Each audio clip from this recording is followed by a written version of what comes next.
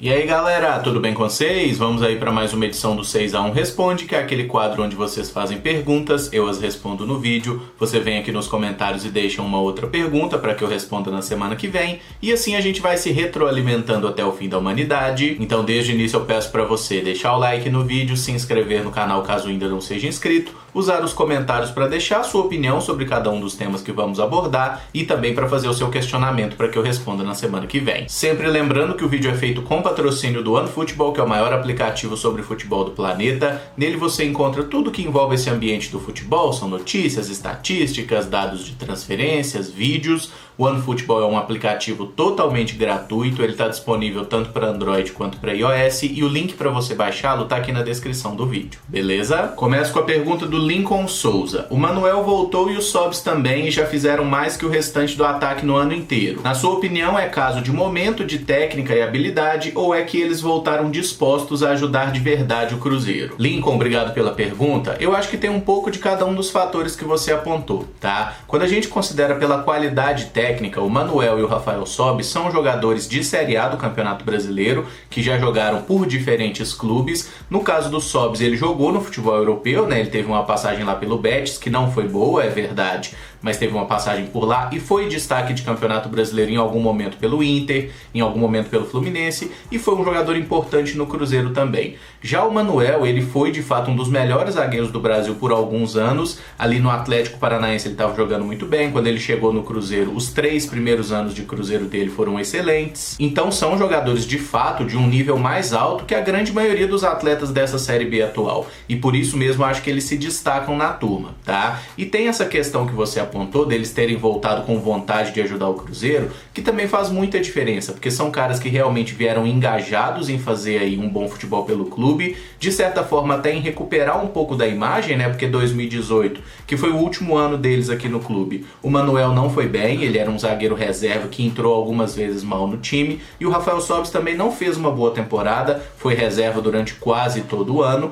e agora que eles voltaram em 2020, né? Eles voltaram muito bem, o Manuel depois de alguns empréstimos, o Sobis que foi embora e agora retornou. E a questão do destaque ofensivo, né, deles estarem aí entre os artilheiros do Cruzeiro nessa Série B, tem a ver também com o baixo desempenho dos demais, né? É só observar que os nossos artilheiros, até o momento que eu tô fazendo esse vídeo, tá? Eu tô fazendo antes do jogo contra o Vitória, então os nossos artilheiros na Série B tem 4 gols, né? E convenhamos que 4 gols não é uma marca muito espetacular. O Tom Guimarães pergunta: você acha que se o Cruzeiro ficar na Série B, o Marcelo Moreno deve deixar o clube no fim da temporada? Ainda mais pelo péssimo desempenho na segunda divisão? Tom, obrigado pela pergunta. Se a gente quisesse fazer uma análise puramente técnica, eu acho que todos concordamos que o Marcelo Moreno está sendo uma grande decepção.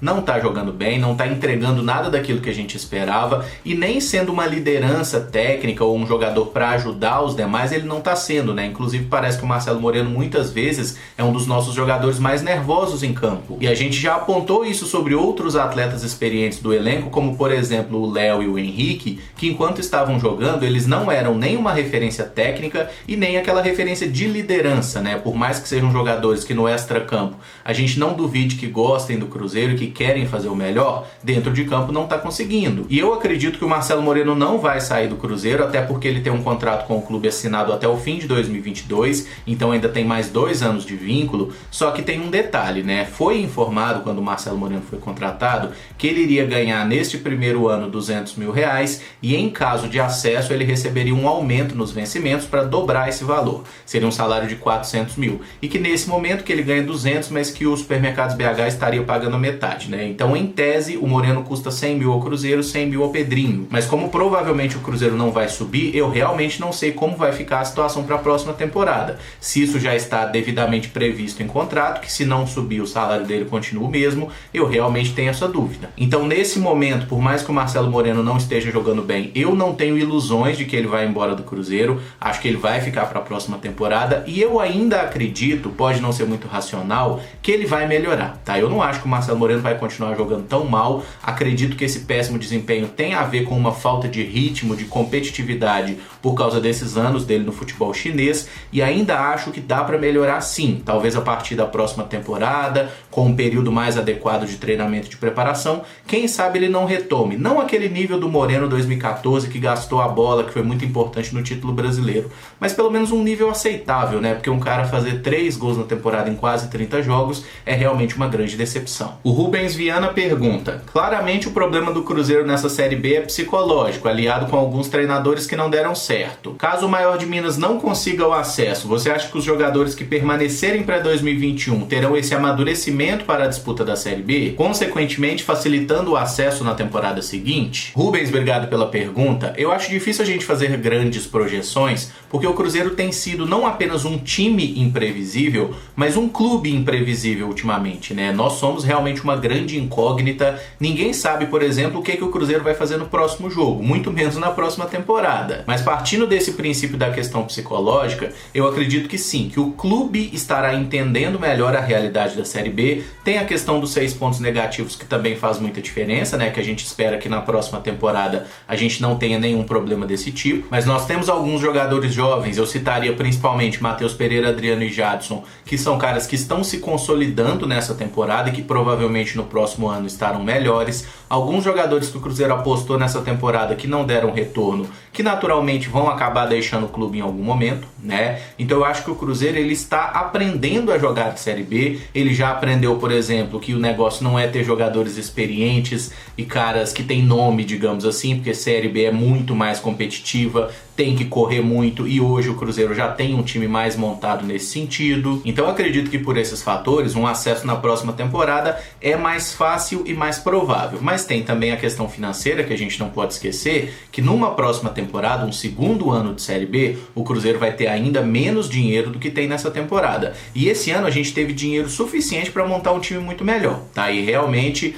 pecou pela própria incompetência, por muitos erros em diversos departamentos. Na próxima temporada a gente vai ter que ser muito mais assertivo, e eu espero que em algum momento a diretoria do Cruzeiro entenda que você ter uma folha de 2 milhões de reais e conseguir manter isso em dia com o elenco é muito mais importante do que você gastar 4 milhões por mês, como está acontecendo nessa temporada, e ficar com 2 meses de salário atrasado direto. Tá? Então o Cruzeiro precisa também acertar esse tipo de questão, porque Série B não é nome, é competitividade. Olha os exemplos aí de Confiança, de Sampaio Corrêa, times que têm uma folha de pagamentos baixíssima, né? Muitos aí ganham menos do que, por exemplo, o salário do Fábio antes aí dessa readequação. E falei no Fábio porque é um jogador símbolo do Cruzeiro, mas a gente poderia falar de Léo, de Henrique, de Moreno, de tantos outros, né? Tem time que o elenco todo ganha menos de 500 mil reais, né? E mesmo assim o Cruzeiro não conseguiu vencer esses times, porque muito gasto para pouco rendimento, é incompetência, elenco mal montado, trabalhos ruins de treinadores, como você bem apontou.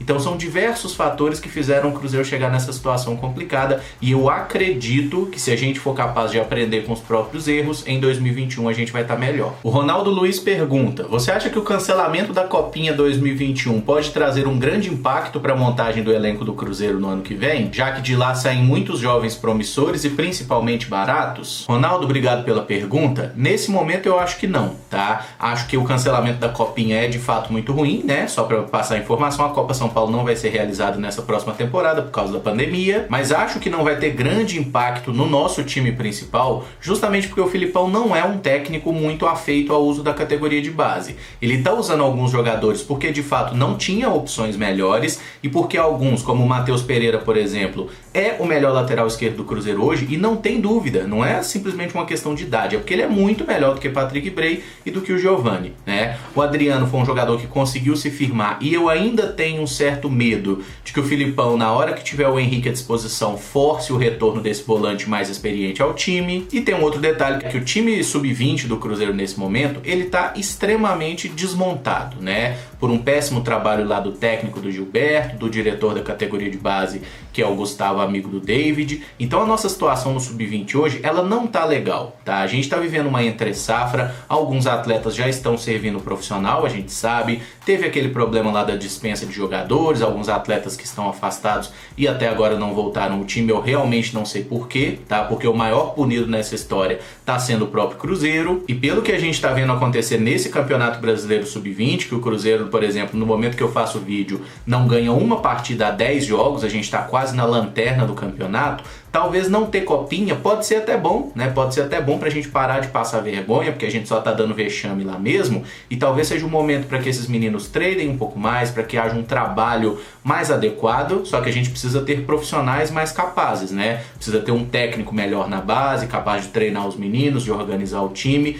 Então a nossa base hoje, principalmente o Sub-20, e o Sub-17 também foi muito mal, eliminado na Copa do Brasil por um time praticamente inexpressivo e tudo mais, a gente deveria olhar melhor para a base e resolver diversos problemas, tá? E como o Filipão não é um técnico que gosta de usar a categoria de base, eu acho que realmente não vai ter nenhum reflexo no time principal, pelo menos não nessa temporada. O Léo Teixeira pergunta: o Vina do Ceará não seria um bom jogador a ser contratado, independentemente de subir para a primeira divisão? Léo, obrigado pela pergunta. O Vina seria um ótimo jogador a ser contratado pelo Cruzeiro, independente de divisão. Mas é um atleta que hoje está completamente fora das nossas possibilidades por alguns motivos. O primeiro deles é, ele está muito bem no Ceará, que é um time que está na Série A do Campeonato Brasileiro, e o Vinícius está sendo aí, inclusive, alvo de alguns clubes aqui do Brasil e do exterior. O Internacional, eu sei que está interessado na contratação dele, tá? Só que o Vinícius tem contrato com o Ceará até o final de 2021, então para tirar ele de lá, vão ter que gastar uma grana. Pelo que eu vi numa notícia, inclusive, a multa rescisória dele é de aproximadamente 7 milhões de reais nesse momento.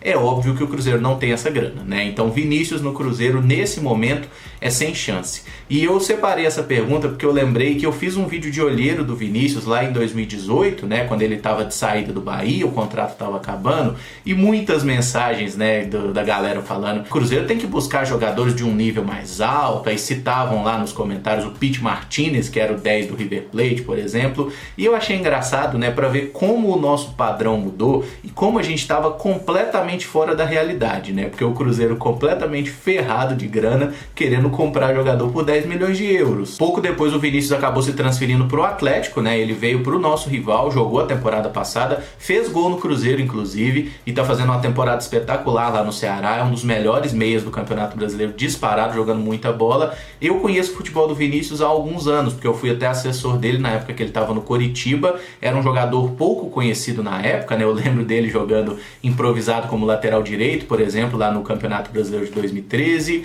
aí 2014 ele foi pro Náutico, foi a época que eu mais acompanhei ele estava jogando a Série B pelo Náutico, com o Sassá, inclusive, eles estavam naquele mesmo time, e o Vinícius é muito bom jogador, eu acho que seria, sim, uma ótima contratação pro Cruzeiro, para ser ali esse camisa 10, né, que é uma função hoje que o Cruzeiro tem dificuldade, mas infelizmente não é um jogador que nesse momento está dentro da nossa capacidade financeira e ele tem propostas mais interessantes também, né? Então ele também certamente não teria interesse em vir para o Cruzeiro nesse momento. O Rafael Mafra pergunta: se você fosse presidente do Cruzeiro no fim de 2014, no término daquele brasileiro foda, timaço, campeão com futebol bonito, 2015 tinha Libertadores, porém tudo indica que as finanças não estão indo bem, qual seria a sua postura? Rafael, obrigado pela pergunta. É complicado a gente falar assim, ó, eu faria isso, aquilo e aquilo outro, porque soa como engenheiro de obra pronta, né? É muito fácil você falar que tinha que fazer diferente quando não é você que toma a decisão e quando você já viu que deu errado, né? Mas eu digo por mim, pelo meu perfil enquanto torcedor,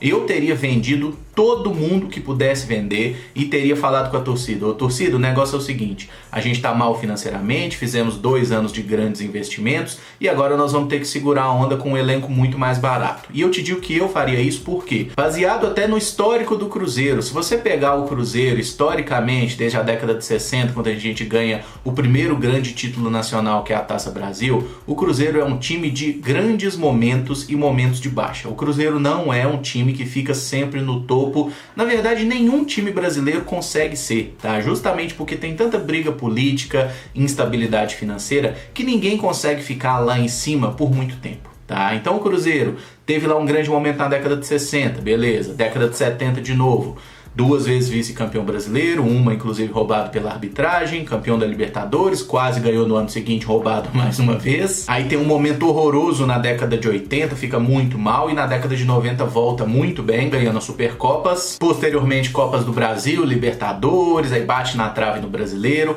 Aí 2003 vai lá, ganha o Brasileiro de novo, ganha a Copa do Brasil, tem aquele ano mágico, e depois vários anos de ostracismo, né? Por quê? É assim, tá? O Cruzeiro não é um time, talvez até por estar locado em Minas Gerais, não ter a mesma visibilidade, a mesma condição de investimento de outros clubes, a gente não vai conseguir ficar 5 anos brigando por tudo e sendo campeão todo ano. Isso é impossível pela realidade, como está estruturado o futebol brasileiro hoje. Depois que o Cruzeiro ganha 2 campeonatos brasileiros, mas a gente queria Libertadores. Queria, tá? Mas a torcida está de certa forma saciada. A gente continua querendo a Libertadores, mas sabe que hoje é impossível consegui-la, né? Primeiramente porque a gente nem na Série A tá, muito menos para disputar a Libertadores. Então eu acho que o diretor do clube, o presidente, ele deve pensar sempre no futuro da instituição e ser transparente com a torcida. É falar que, ó, ganhamos 2 títulos, beleza e tudo mais, não tem como fazer isso por um terceiro ano. Não vai ter dinheiro, tá? Então nesse momento nós vamos pisar no freio,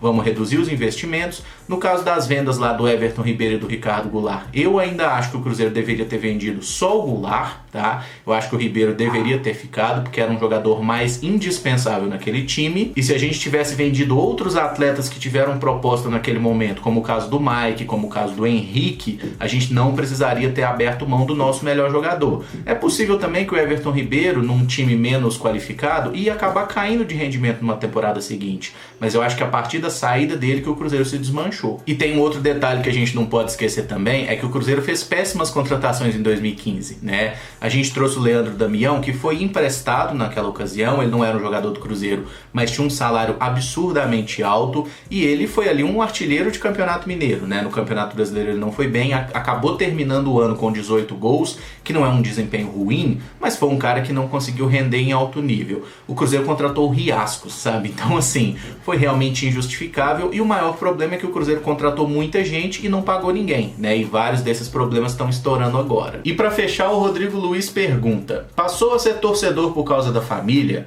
Qual o jogo que recorda que lhe fez ter certeza que deveria torcer pelo Cruzeiro? Qual o primeiro jogo que foi no Mineirão? Resumindo tudo, como iniciou sua história com o Cruzeiro? Rodrigo, obrigado pela pergunta. Eu sou torcedor do Cruzeiro desde criança, cara. Tem influência familiar, meu pai é cruzeirense, minha mãe também diz que não, mas todo mundo sabe que é. Assim como assim, a minha família mais próxima que eu sempre tive contato, a grande maioria é de cruzeirenses, tá? Então não tem um momento para te dizer assim, quando eu decidi que eu seria cruzeirense. Eu me lembro assim de forma nítida, né? Por exemplo, da derrota na Copa do Brasil de 98, que eu chorei igual um idiota. Eu me lembro da derrota na final do Brasileiro. Me lembro muito vagamente da Libertadores 97, da Copa do Brasil 96. Só flashes mesmo, tá? Que eu lembro assim alguma coisa de comemoração e tal, mas do jogo em si eu não lembro. Eu tinha ali meus 7, 8 anos e realmente não tenho as melhores memórias, até porque nessa época nem assisti os jogos inteiros, eu assistia, né? Porque eu fui criado naquela coisa tipo de que criança tem que dormir mais cedo, não assiste jogo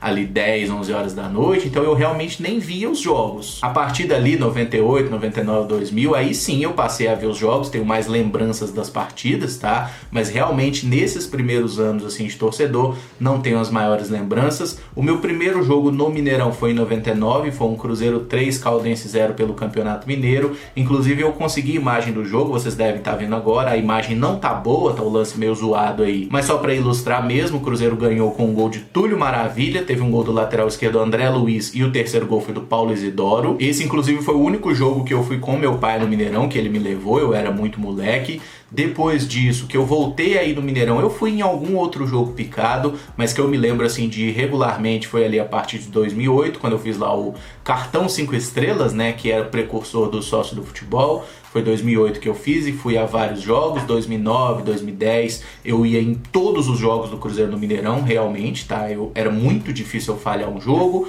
Aí quando teve aquele período na Arena do Jacaré eu ia menos, né, por questão de distância mesmo. E não tem muita coisa de especial não, cara. Direto eu vejo o pessoal falando, né, a gente vê, sei lá, eu já vi o Valdir lá, por exemplo, falando, né, que em algum momento ele foi torcedor do Atlético, né, quando era criança. O Fred lá do Desimpedidos também, eu já torci pelo Corinthians, porque meu pai é corintiano. No meu caso não, tá? A minha história não tem plot twist, eu sempre fui cruzeirense, sempre fui realmente muito apaixonado pelo clube desde moleque, e acho que pra gente que nasceu na minha época, né, eu sou de 89 ali, é muito fácil ser cruzeirense, né, porque a gente viveu um período ali que o Cruzeiro ganhava muito título, título, a gente viu o Atlético se fuder bastante também, então naturalmente fomos crianças muito mais felizes e que zoavam o adversário do que o rival, né? E agora a gente tá sofrendo, tá comendo o pão que o diabo amassou aí nessa Série B, com todos esses problemas políticos, financeiros, mas faz parte também, cara. Eu acho que isso aí vai nos forjar torcedores ainda melhores, ainda mais preparados para tudo que o futebol pode oferecer, né? Que tem muita coisa boa, mas também tem episódios ruins que servem para que a gente valorize melhor os bons. E esse vídeo fica por aqui. Se você gostou, eu peço que deixe o like, se inscreva no canal caso ainda não seja inscrito, use os comentários aí para opinar sobre cada um dos temas que a gente abordou e também para fazer a sua pergunta para a semana que vem. Muito obrigado por acompanhar, um abraço e até o próximo vídeo. Valeu!